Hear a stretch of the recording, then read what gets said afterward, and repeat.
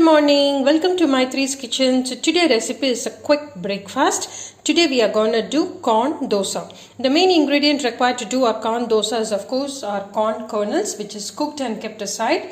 You can either use the frozen corns or the fresh corn, along with chopped onions, garlic, coriander leaves, chopped ginger, cumin seeds and basil flour or the gram flour. So these are the main ingredients required to do our corn dosa. So let us get into our quick breakfast recipe. Friends, the first step to do our corn dosa is I am going to add 2 cups of cooked corn kernels.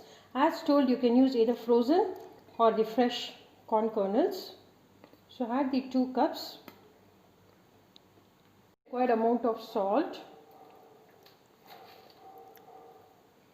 Along with salt, I am going to add 2 big tablespoons of gram flour or the basin flour. Mix little water and grind it to a coarse paste. So friends, our corn batter is ready. You can see we have grinded to a coarse paste, not a fine paste. So this is how the consistency should be there. Now let us see what is next.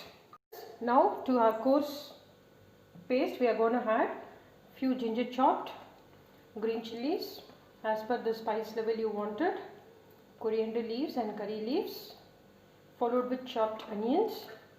Mix everything well to a fine batter. All the onions and other ingredients set, I am going to add 1 tablespoon of cumin seeds. Check the seasoning.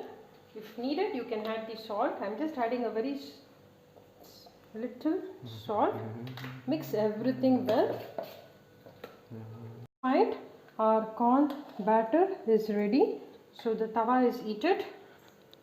Ensure the tawa is nice and hot. So you can find the tawa is nice and hot. So now let us start making our corn dosa.